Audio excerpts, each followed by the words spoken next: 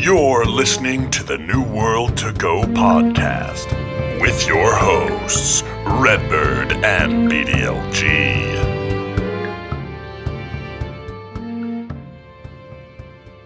Hello and welcome to another episode of New World to Go. I am your host, Redbyrd, and with me is BDLG. Bordy, how are you doing tonight? I'm great, my friend. I'm doing great. Ready to talk about some New World, brother. This is our second try. Yeah. We had a little bit of a misstep, but we're live now. We got to get. Why do you have to say that, dude? Nobody would have ever known. Everybody in chat knows. So God, now everybody and all of our podcast listeners know.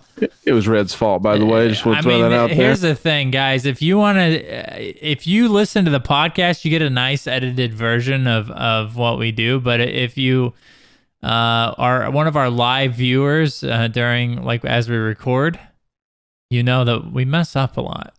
I mean me. Yeah, the guy that's responsible for a lot of the production stuff messes up a lot, and that happens to be me. So we do have a good show for you guys tonight. We've been kind of, I guess, like, we teased this 2 episodes ago and we forgot to do it. We had a good discussion about phasing and everything on the last episode. But this episode, we're going to go through the patch notes and kind of what we think about all the Reekwater patch content and kind of what, I know we've talked a little bit, and if you guys are followers of our YouTube channel, we've broken down some of this stuff, but we're going to go through all of it today on the show. So I'm excited about that, Bordy. It's always good conversation to see what's new in New World and what direction they're going into. So look forward to doing that with you. But first, guys, and we mentioned this before, go check out the YouTube channel, our studio YouTube channel. Me and Bordy are all hands on deck, trying to put out multiple videos a week over there. I think we got 4 out last week, which is exciting, and our goal is 6. So we're putting out all kinds of New World content over there. So if you're into New World and you haven't already followed or subscribed to that channel, go over there and subscribe, because we're going to do lots of fun New World stuff over there leading up to launch. And of course, when it's live, we're going to have lots of fun guide videos for you guys. So don't forget to hit that sub button. Bordy. Yeah. So they're on this, New World's on this cadence, man, where they're going to give us patch notes every month, man. And it just so happens we're 2 weeks away from another bit of patch notes. So we want to do, before this is old news, we want to break this down for you guys. And I'm excited about it, dude. Are you ready for this? Yeah, man, I'm ready. It's always fun to talk about New World, but whenever we get to talk about changes like this, it makes it more fun. So yeah, I'm ready, man. Let's go, dude. Agreed. All right. So obviously we've done a lot of content over Reekwater. We had a lot of exclusive content for you guys. So you guys know what Reekwater is. It's a new zone in New World.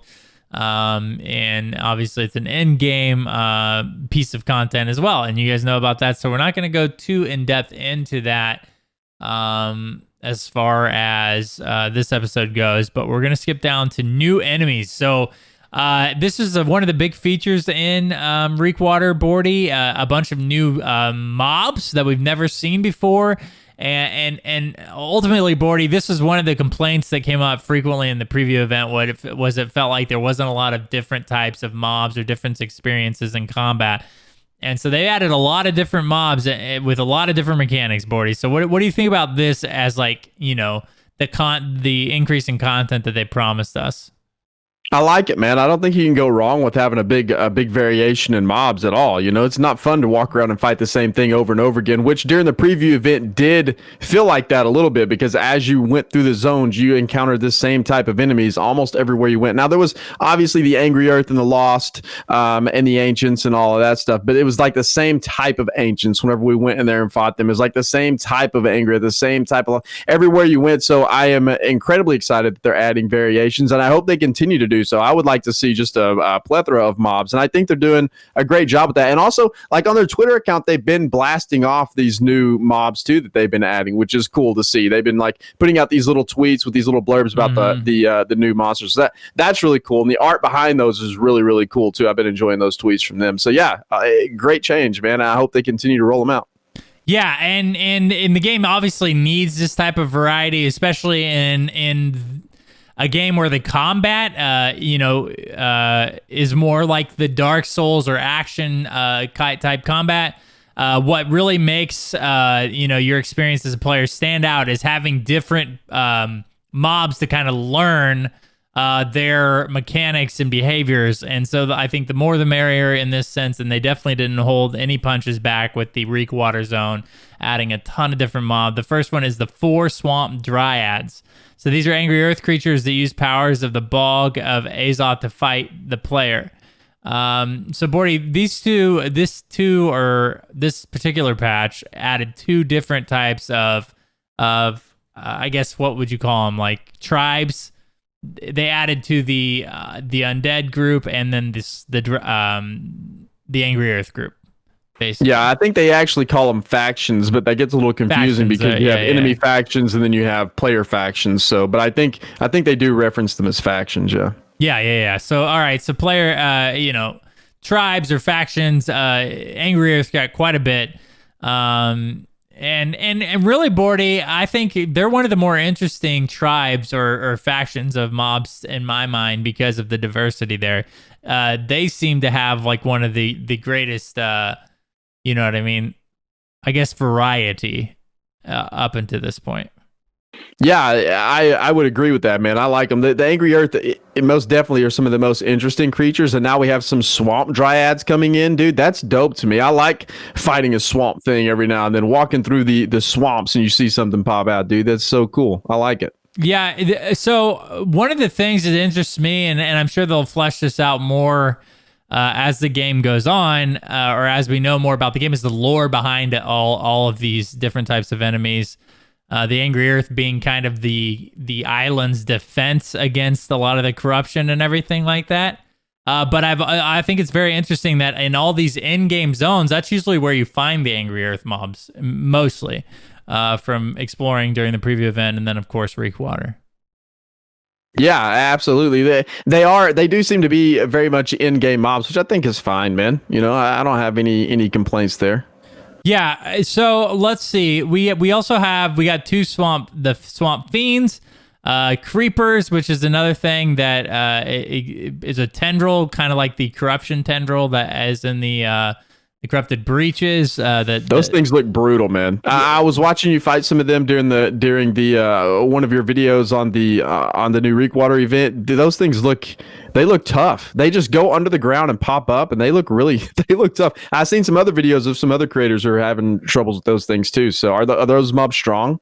Yeah, the poison, they spread these poison clouds as they come up and attack. So it's interesting again to see how they're instituting these mobs and zones. In one of the particular Angry Earth spots inside of there was just like dominated by these creepers, and it's kind of, again, it is a lot of fun getting to learn these these mobs mechanics and how to fight them without taking too much damage or dying. And this is one of the definitely the more challenging mobs to kind of learn, just because of, like you said, they burrow underground and pop up out of nowhere and do tons of damage to your player.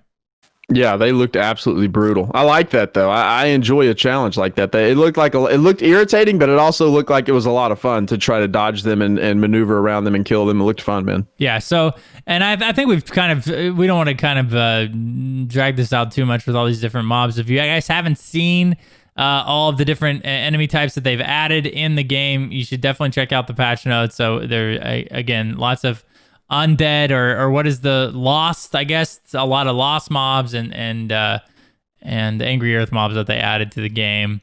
And I'm sure they'll continue to add more, Bordy, because if their approach at new content and different diversity of content looks anything like the Reekwater event, I think we're going to see a lot more in-game zones and a lot more in-game mobs that make the open world experience a lot more diverse as we go on.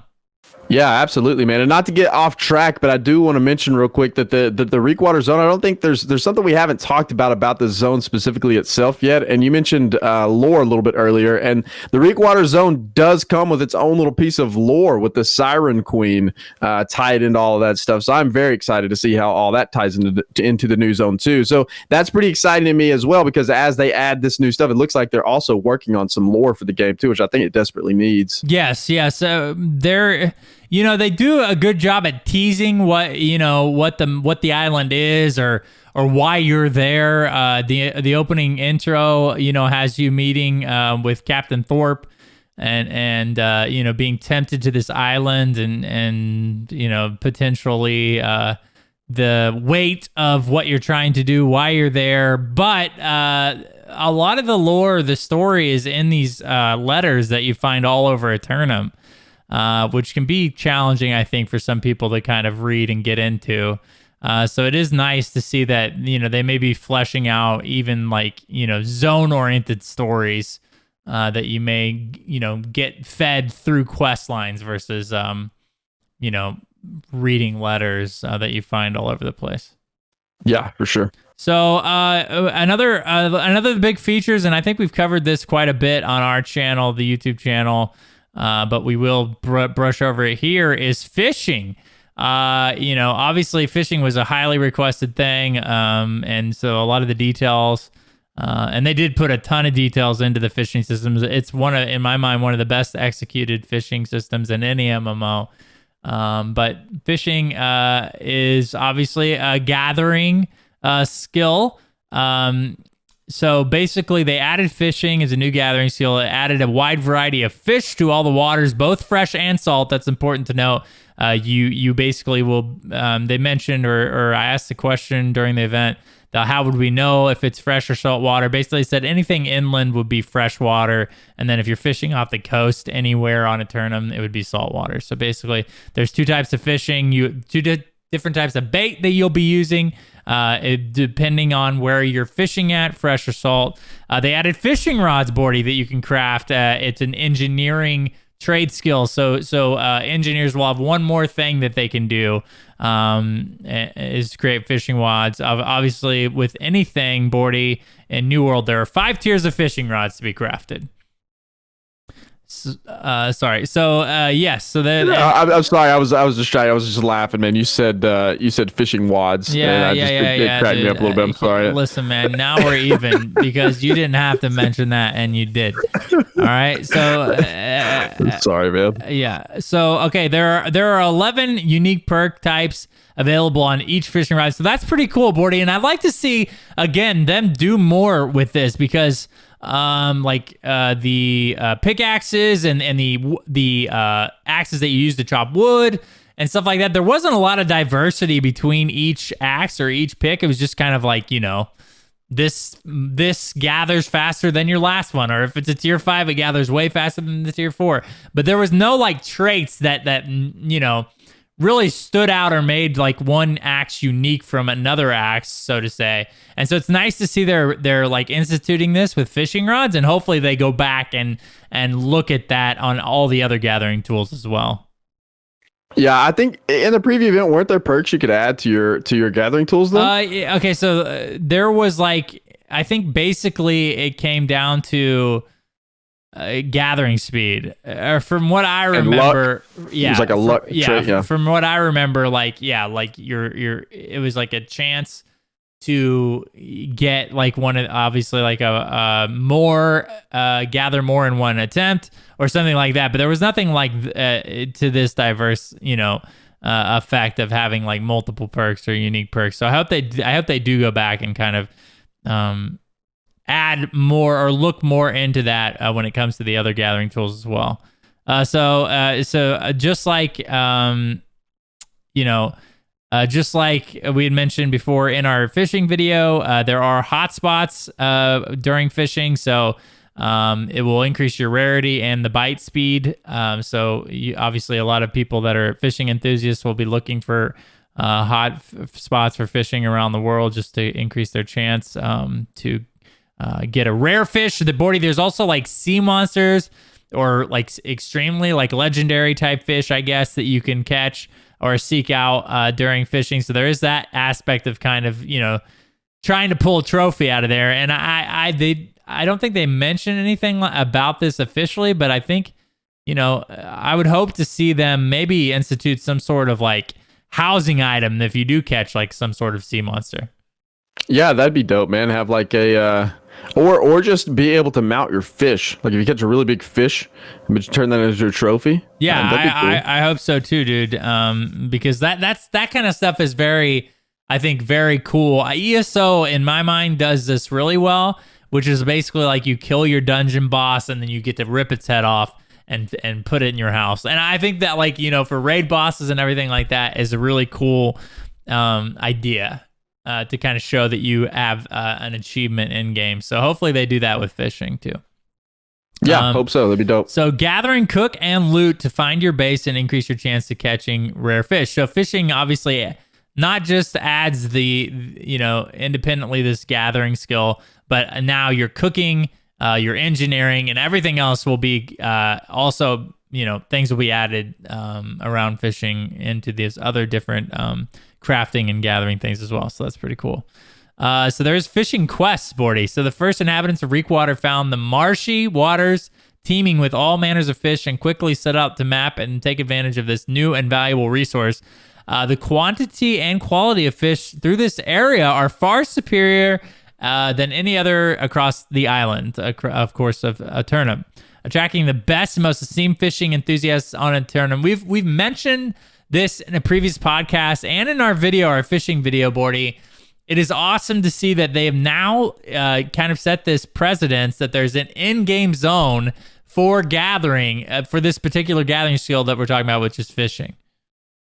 Yeah, and I think that we've talked about that quite a bit before, so I won't go too in depth, but I do like that, and I hope that they continue to add to that with the other gathering skills as well. Yeah, I do too. And again, they're setting, in my mind, with fishing, they're setting a precedence in New World on what they want these things to look like, because me and you both know that gathering and crafting are important things to people in MMOs, especially fishing, and it's nice to see that they're taking those things very seriously, creating in-game zones for these type of activities, creating quests for these type of activities. So I really do like that they've moved in this direction, and I hope, like you had mentioned, they retrospective or retro, like, what I'm saying. They go back and look at those other things. So enemy updates, and this is the threat system. We just put out a video on tanking and healing in New World. So again, and forgive us for like kind of baiting you guys to go make us, or to make you go to our YouTube channel and watch other videos.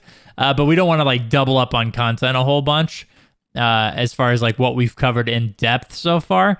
So just so you guys are aware, and we've talked about this a little bit on the podcast, they have instituted a threat system inside of New World, so there will be tanking. And so a lot of your sword and shield abilities now have a little bit of added text to them that say that you're now going to generate threat with them, Bordy.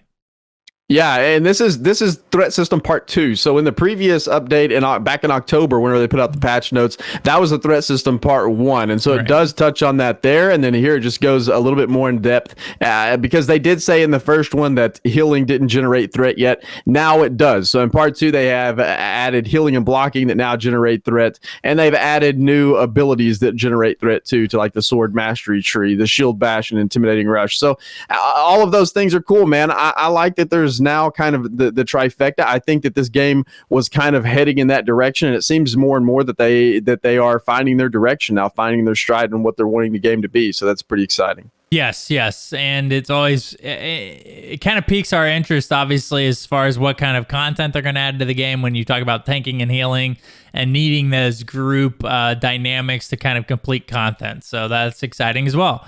So now, elite enemy system. This is very, very cool. Something we haven't talked about yet is elite mobs and champion mobs, and the diverse way that you're going to interact with them, and obviously have to compete in combat with. They have now instituted a system they call the elite system, which allows us to assign 1 to 3 traits to enemies that vary gameplay. They can be specifically assigned at random, Bordy. So here are the 3 categories of traits. Offensive traits, which include elemental damage, damage bonus, block damage bonus. Defensive traits, which include increased health, increased armor, increased elemental resistance. Utility, which includes explodes on death, frost auras, and so then they said they would keep adding traits into time. So Bordy, one of the this particular system, or adding this type of system, is really, really encouraging to me, because this reminds me a ton of like a Diablo or an action RPG game that like adds extreme diversity from combat to combat, because a lot of things happen at random. Yeah, this kind of stuff is awesome, man. I like this a lot. This is going to add an element to PvE that I think a lot of people wanted and a lot of people need out of an MMO these days. Let's face it, man. I don't think we're in the days of diehard PvP MMOs anymore. It just doesn't work that way anymore, unfortunately, in the MMO environment. I think that now they have to add engaging PvE in order to be an incredibly successful. Now, obviously, there are those niche games with PvP. We won't go into that whole conversation, but adding things like this overall are, I think, paramount to the success of new age MMOs, man. I think that now you have to add diversity, you have to add challenge, you have to add things like this to keep it fresh. And this whenever I read through this and I seen the elite enemy system and all of the changes they were making to that and how they were going to have, new mob AI with all of these things, I got excited, because this type of stuff makes the gameplay fresh all the time, and it'll make it fun to go PvE in the game. Yeah, and it again seems like these are very random. It's cool. Obviously, they can add not like false difficulty, but they can, on a whim, just stack a bunch of these traits on a particular mob and make them rare. And hopefully, it kind of ties into what you get as a drop from these type of things. So if it is like a legendary type of mob or an epic type of mob that has like multiple. Or elite or champion or whatever they're going to use to determine the difficulty of these mobs, have them also have a chance at dropping more rare items. I think that's another thing that hopefully they look into as well, making these things that that people go out and seek out in the world because of not only because of the difficulty but also because of the drops. So we've also added an inherit elite buff that all elite and champions will get. This buff makes grit attacks unbreakable, but reduces the block damage they do, which allows the tank to better handle it. So it kind of goes back to the changes to tanking as well. So difficulty for level 50 combat has been increased across the board. This is something that they mentioned in these patch notes as well. Please note that this will require even more tuning moving forward as we continue to redefine our end game. So Bordy, a lot of this is them trying things. Obviously, the elite systems I think is a good step in the right direction. But they did like kind of realize that their in game content was a little bit, I guess, on the same page as the rest of the combat in the game. So they wanted to cause that to take up a step forward. So it's interesting, Bordy. They mentioned level 50 combat.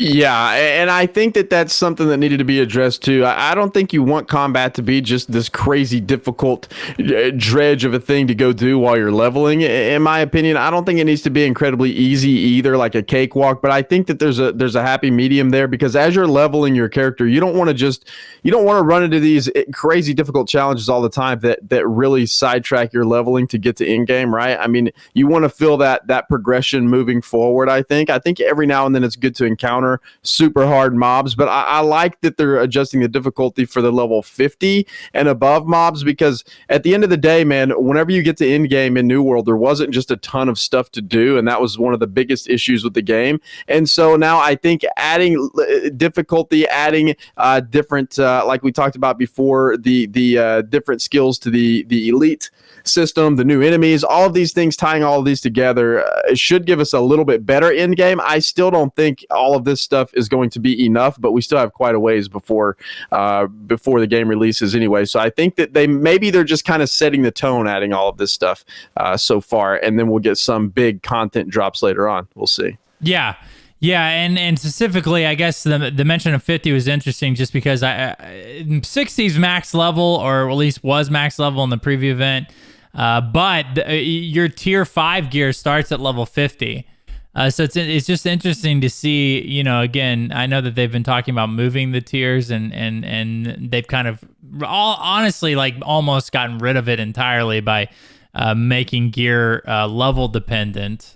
Versus, you know, tier wise, but it's interesting to see they still are keeping the difficulty increase at level 50 versus, like, you know, what would be considered max level at level 60.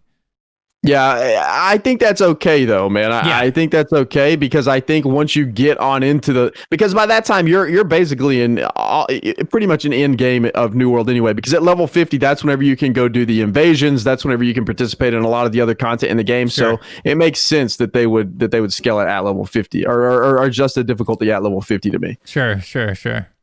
Yeah, so and it's interesting. Again, they're taking that approach of you not being done. I guess, like, you know. Most MMOs, I guess, take the approach of like max levels when you actually like start the game, basically, of like gearing and building out your character and stuff. But it's interesting to see, I guess, what would be considered a different approach that New World has within games. So we'll see how that works out as time goes on. So obviously, with any patch notes, there's some weapon imbalancing. So they one of the main things that they added in this section was targeted healing. So like abilities like Healing Pulse and Divine Embrace are activated. Basically, the closest friendly player is first targeted, and you can basically pass from or tab target or whatever you want to call it. You basically tabbing through your targets, so your friendly players. With your left mouse button you can tab through them, and then you can press the left mouse button to will cast the heal. So basically, you can target your healing spells now from your life staff, which is a very, very good change, Bordy, because, you know, healing and was very kind of, I don't know, seemed like an afterthought with all the like AoE type of abilities that were very difficult to make sure that you're, you know, whoever needed healing in your group, that those abilities actually hit them versus, like, you know, just kind of hoping that your people stand still or that they're in the right place at the right time. Yeah, exactly. I mean, I know in New World we haven't really seen like a dedicated DPS character per se, but if you were playing kind of a DPS character, you would probably be wearing light armor so you can dodge roll out of the way, etc., to avoid damage. So in the preview event, whenever there were people fighting mobs like myself that wore light or light armor so I could dodge roll out of the way, it made it very hard for people to target and heal me during combat. So that was an issue, but I'm not going to lie, dude, whenever I first read this, I was infuriated, man, because I seen this and I was like, why are we getting target lock and basically tab targeting combat in New World? We don't need that. We don't want that. And then whenever I really started to break it down and started thinking about how it was in the preview event, all of my experiences playing the game and how healers actually worked in the game, I calmed down a little bit and I realized that this probably ultimately is a very good change for the game, because healers, having a dedicated healer, and especially with what they're trying to do now, they are obviously going the route of the big three, right? The healer, tank, and DPS character. I think that's pretty obvious at this point. So you need to have a easier way to heal in the game, and that just healing was brutal, man. It really was. It was brutal. You couldn't really heal effectively. You could heal yourself, but then everybody had to cluster up. You basically had to stop combat, go cluster in a ball, and then heal. Or oftentimes what happened was it was after you did like a corrupted breach or after you did some piece of content. It was at the end, everybody would group up and then heal to top off their health. And that's just kind of what was happening. And that's not very good gameplay for a healer. So this is fine. If they go further and make anything else in the game tab targeting, it's going to be awful. And I very, very much hope this is where that. And if they go any further, I think they're going to lose a large part of their audience. So hopefully the targeting ends at healing. I think it's fine. And I think it's good. in healing. Anything else would be a detriment to the game. Yeah, and it's interesting to see because games like, that boast a more action like type of combat, they usually have auto targeting abilities. So for instance, like Elder Scrolls Online, they have one of the main heals that the Templar has, which is one of the main healing class.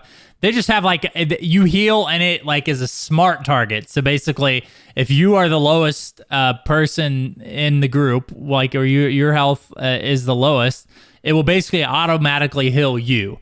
And so, I guess like that can be kind of looked at as easy mode in a way. But you're exactly right in the concept of watch. We have to be very, very careful. I think New World has to be very, very careful with this tab target stuff because it's not, action combat is a completely different beast than talk about when, like a game like WoW or Final Fantasy 14 that has this tab targeted combat. That really, like, it just changes the entire feel of combat in general. Like, the whole purpose of combat changes at that point.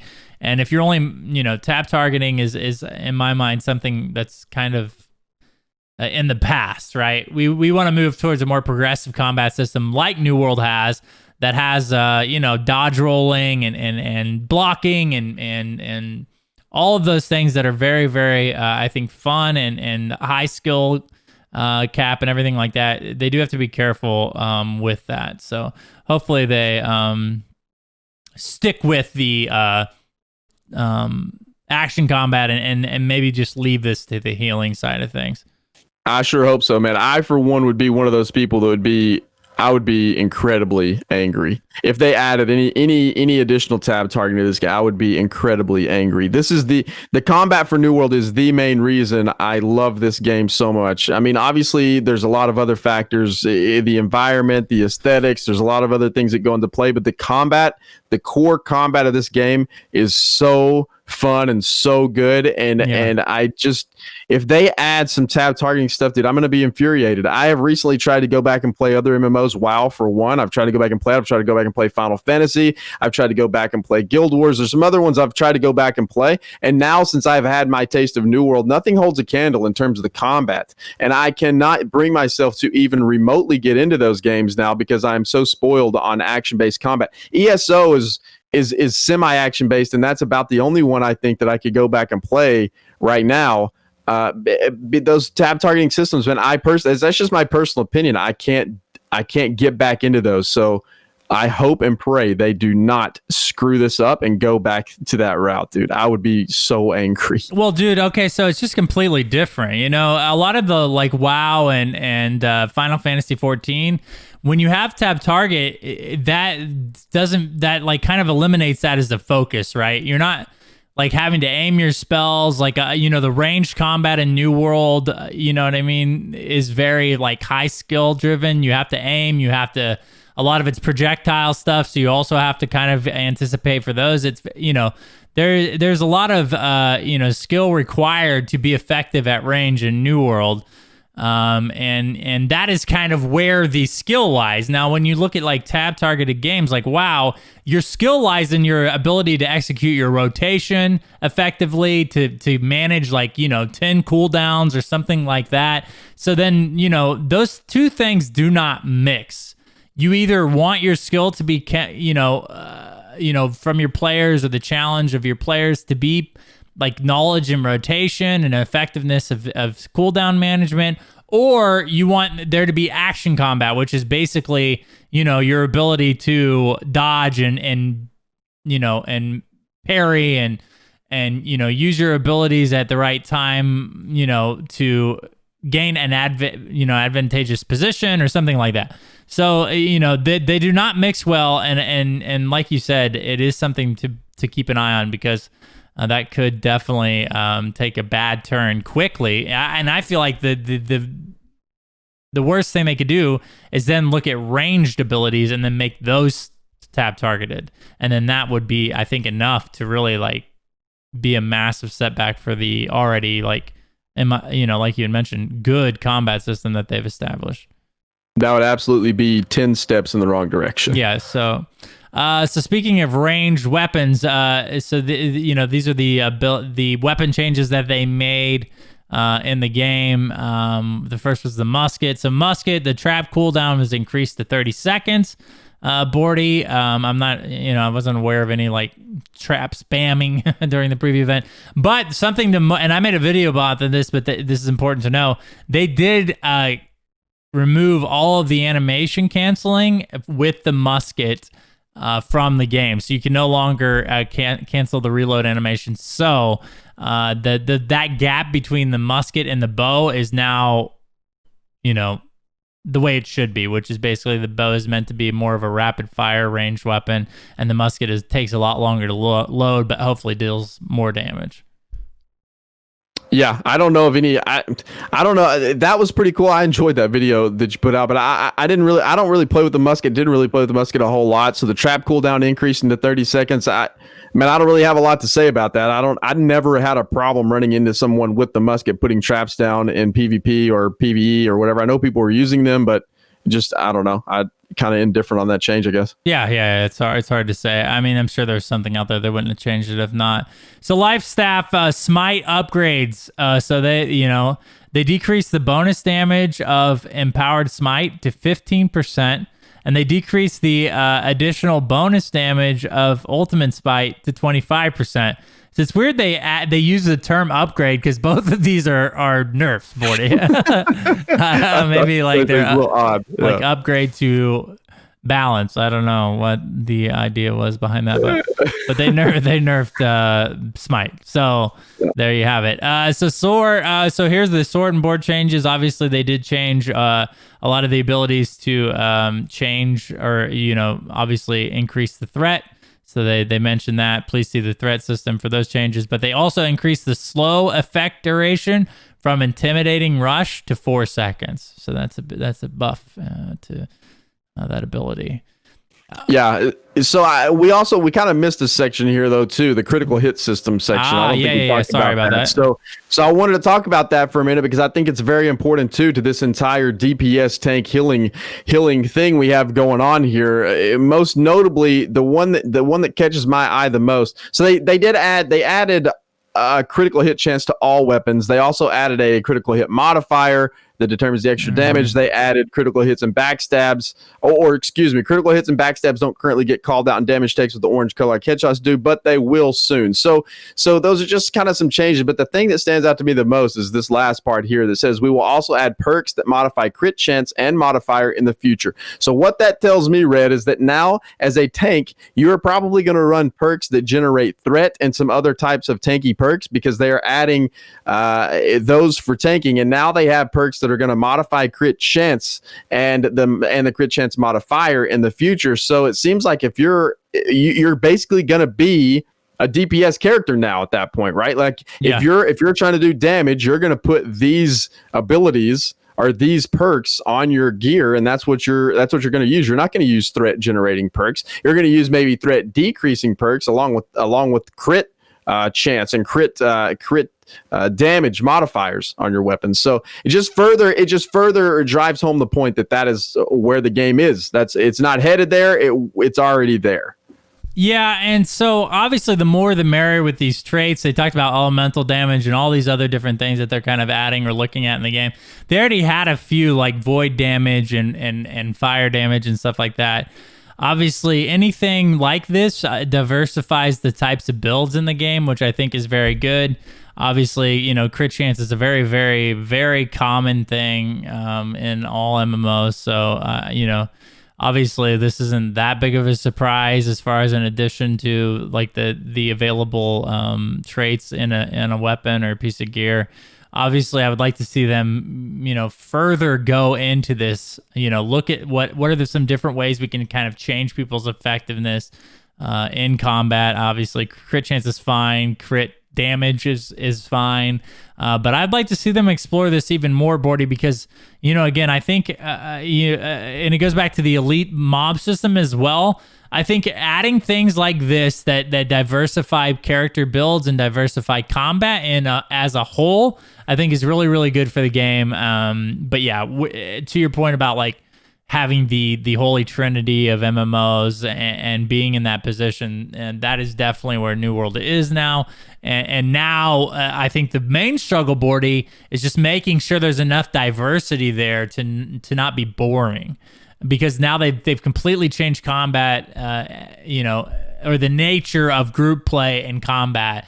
So now it's just making sure that this doesn't become stale, or this already isn't, like, on launch, being a stale thing, that there's only like 2 things you can do well and that's it.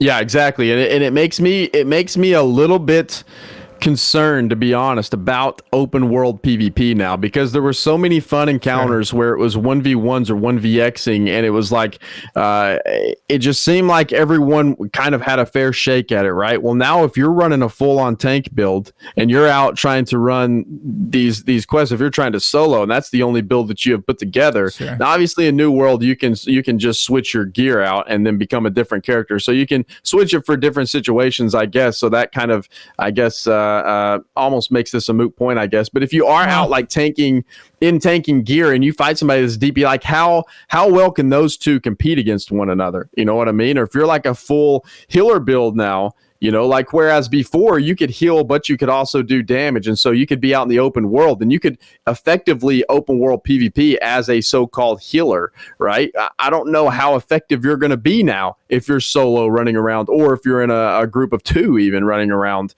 trying to open world PvP. So I hope that it doesn't affect it that much, because that's my favorite part of MMOs is PvP in general, and especially those open world random encounters. I absolutely love that, and it was so fun in New World during the preview event. So I hope that this doesn't just completely obliterate that experience. Yeah, and I think those concerns are very valid. Obviously you're taking a little bit of a, I guess you're at a little bit of a disadvantage if you've kind of went into that threat building and stuff like that on your character versus someone in the world that maybe obviously is built for pure DPS. We'll have to see how those 2 things obviously compete against each other, but I couldn't see like being able to generate more threat as any sort of advantageous thing in PvP. Is that going to kind of, like, to your point, is that going to discourage people that have built their character around threat generation from flagging in PvP? Because if it does, that is something you don't want in a game that you basically, a lot of the general content in the game is the war for territory, or the war between companies or factions. So to do things that are going to discourage people from participating in that is definitely a red flag, or something that you'd want to keep an eye on. As a whole, I think the changes to the main stats, having focus, increase your healing, and obviously still be able to hopefully be effective in combat, or maybe like just that increase in healing then makes that kind of like your strength in combat. A lot of the times in games that works out, but we'll see. I mean, obviously it'll need some tweaking and some player feedback, because all these things are new, Bordy, and I think your concerns are definitely valid there. So we covered most of that, the criticals hit system now, right?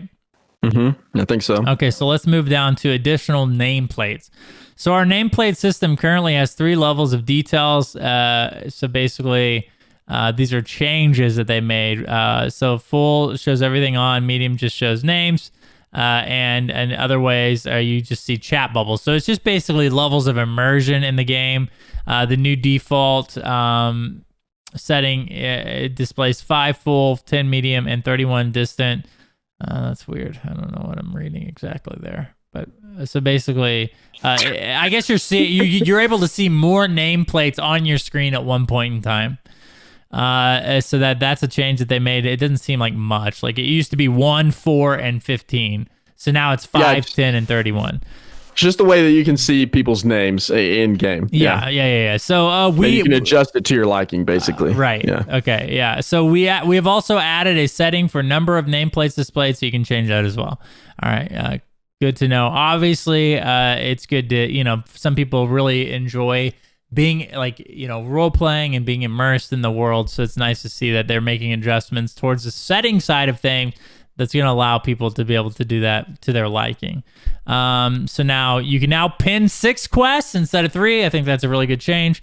So pin quest icons on the map are indicated by a pinned icon, making them easier to spot. And that's kind of easy. That's, I think that says it in the text there. So the weapon mastery tutorial for new players has been tuned slightly to make it more clear now how ability slotting works. That was something that was a little bit confusing, I think, as you like kind of put your points into your skill trees. Bordy, it just kind of automatically assigned the ability to the whatever the furthest less slot was. So I'm not sure a lot of people understood that you could actually change the key bindings on those. So hopefully that's more clear now. And then visual effects have been added to abilities when they were slotted in the master string. So just kind of, again, a quality of life thing with the ability system. So, all right, Bordy. Well, that about does it, man. Any additional things that you kind of want to add in? As far as these patch notes go, it's awesome to see these, man. I'm excited to in 2 weeks to get more of these to kind of digest and kind of analyze.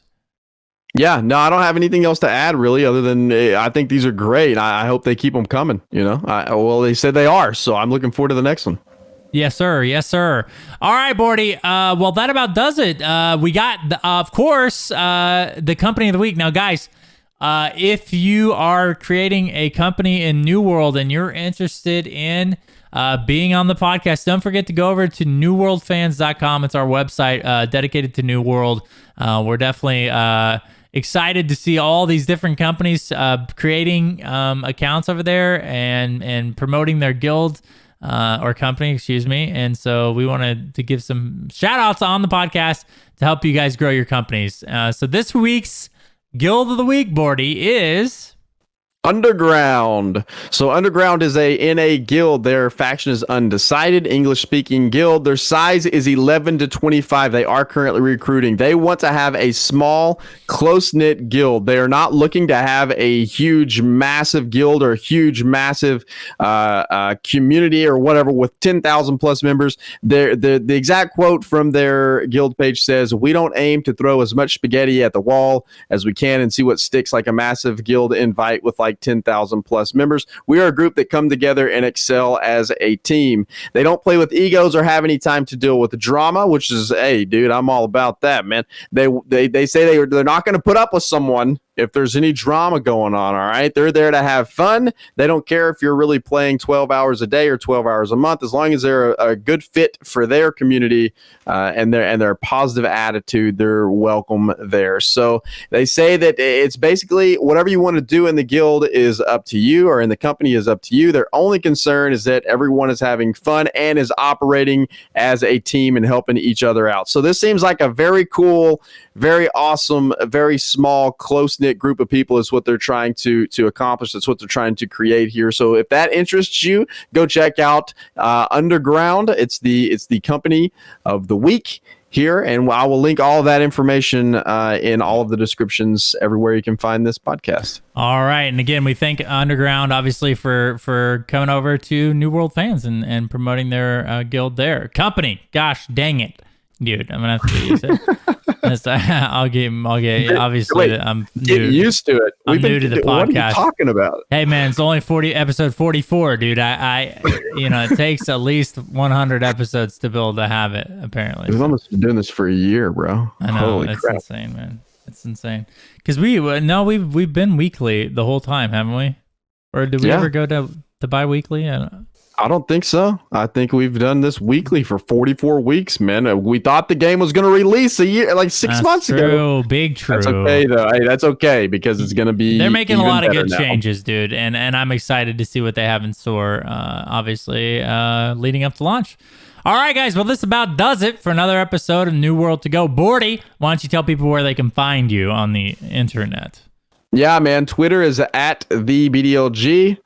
YouTube is Studio Loot now, dude. We have combined forces and we're just rocking and rolling with the Studio Loot YouTube channel. So I'll link that in the description below, of course. And then Twitch is just twitch.tv/BDLG.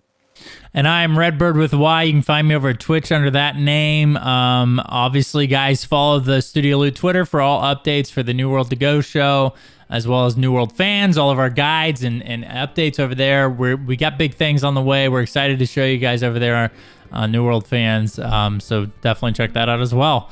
All right, guys. Well, we appreciate your guys' support as we lead up to New World's launch.